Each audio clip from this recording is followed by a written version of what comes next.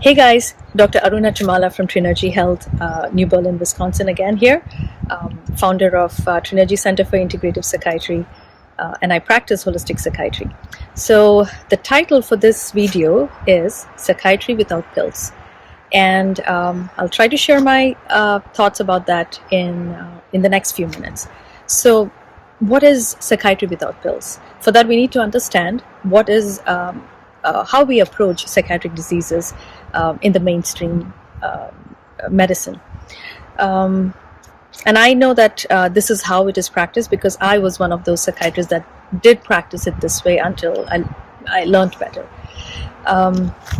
So in the last 100 years, since the advent of modern psychiatry, at first there really was no understanding about what causes mental illnesses.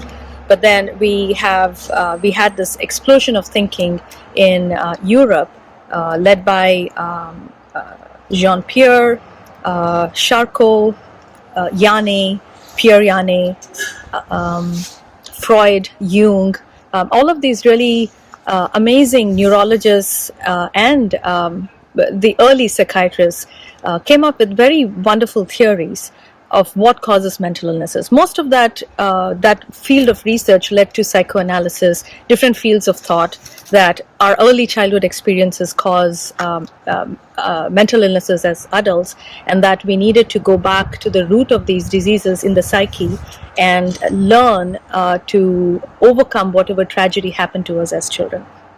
Then there was also, this is one of my pet peeves, somewhere along the way, mothers were being blamed. The so-called refrigerator mother concept came into existence, that too frigid or cold mothers gave rise to adults with schizophrenia. But as we know, that doesn't hold true anymore.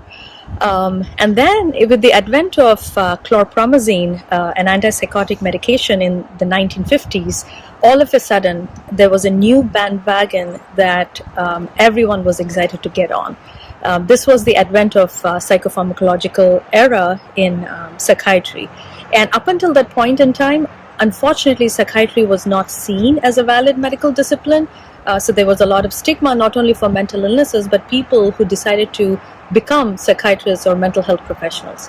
But now, with the advent of psychopharmaceuticals, all of a sudden psychiatry seemed to get that credibility that it so badly needed, that it is a medical discipline, and now we have these medications that can reliably reduce symptoms of mental illness.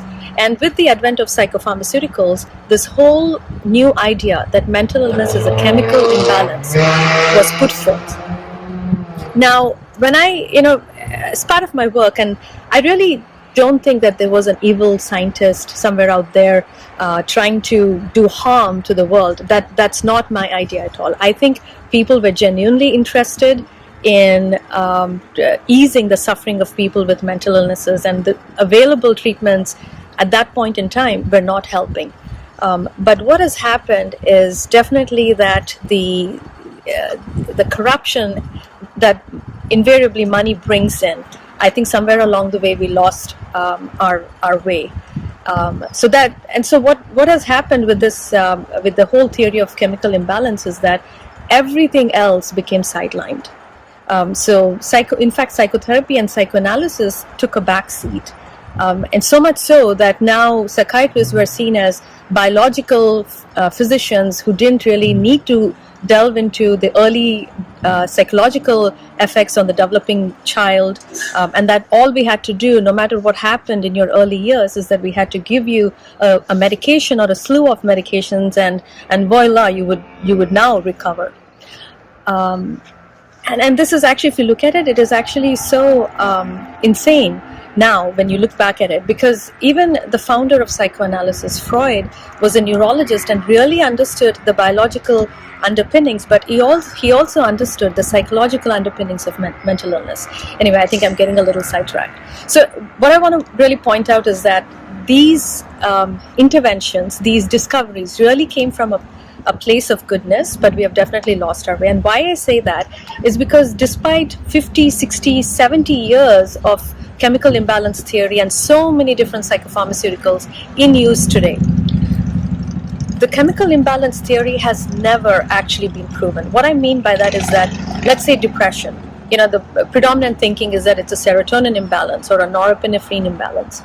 And psychotic diseases like schizophrenia and bipolar disorder, that they are imbalances in the dopamine system. But actually, in actuality, no basic science research has reliably shown that there is a deficiency of serotonin in depression, or that there is an overproduction of dopamine in schizophrenia. We have not been able to show if such a chemical imbalance exists, where it is happening. And so when our very basic understanding about the cause of diseases is faulty, then it's no surprise that the medications that we use that come out of this faulty understanding are not going to be sufficient. And the other problem with psychopharmacology is that these medications are seen as the only intervention that we can offer people. Plus, the third problem is that they come with a long list of side effects. Most of the psychopharmaceutical studies are typically done for 8 weeks or 12 weeks if you're lucky. But the understanding is that once you start taking these medications, you're taking them for lifelong. Imagine what are the long-term impacts, especially in children. Children's bodies are different, they process medications differently, and also the brain is still developing. What is the impact of taking these psychopharmaceuticals on a developing brain? In reality, no one has actually studied that. And that is where we come across the pitfalls of psychopharmacology. And as I mentioned, I was a psychiatrist that prescribed these medications because before my foray into integrative medicine, I thought that this is the only way that I could help my patients. But fortunately for me, and I think for my patients as well, I began to look into the role of nutrition and mental health, and that led me into the field of integrative medicine, functional medicine, and Ayurveda. And I finally realized or learned that mental illness is not really a chemical imbalance. There is no chemical imbalance, but mental illness is an imbalance in our whole mind-body system. It typically involves the nervous system, no surprise there. But more importantly than that, it actually involves the gastrointestinal system, the immune system, hormonal system, and our genes. So then, through these different modalities in medicine, that is functional medicine, integrative medicine, and Ayurveda, I began to understand that there is a process to understand why somebody is experiencing depression, why somebody is having symptoms of psychosis.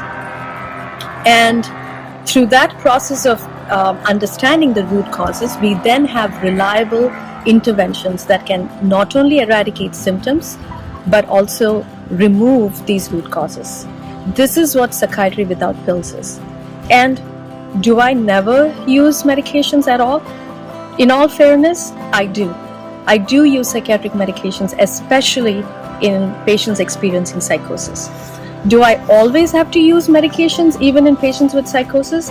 Actually, no, I don't. And I've had experiences where when patients absolutely do not want to take any medication, I have simply used all of these different modalities of holistic medicine, and I have had the experience of seeing people recover and get better.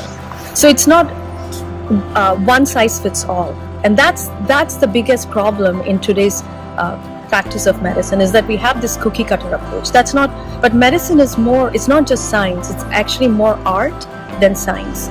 And when you personalize the knowledge that we have and try to figure out what medicine applies to which patient, that's when we are able to see amazing outcomes in our patients. And this is why I've really become passionate about educating everyone about a need for a paradigm shift in the practice of psychiatry, in the practice of medicine. But as a psychiatrist, this is my passion, this is where my passion is. We need to change how we intervene for psychiatric illnesses. It's about time, guys. You want to learn more? Follow me on Facebook, Twitter, Instagram, and also on Substack. My website is trinergyhealth.com. We can be reached at 262-955-6600. And Leave me a comment, ask me questions. We are here to help people. And I'm also writing my book. The title is Psychiatry 2.0, A New Paradigm for Mental Wellness with Ayurveda and Functional Medicine. I hope you guys will check it out. Thank you and have a great day.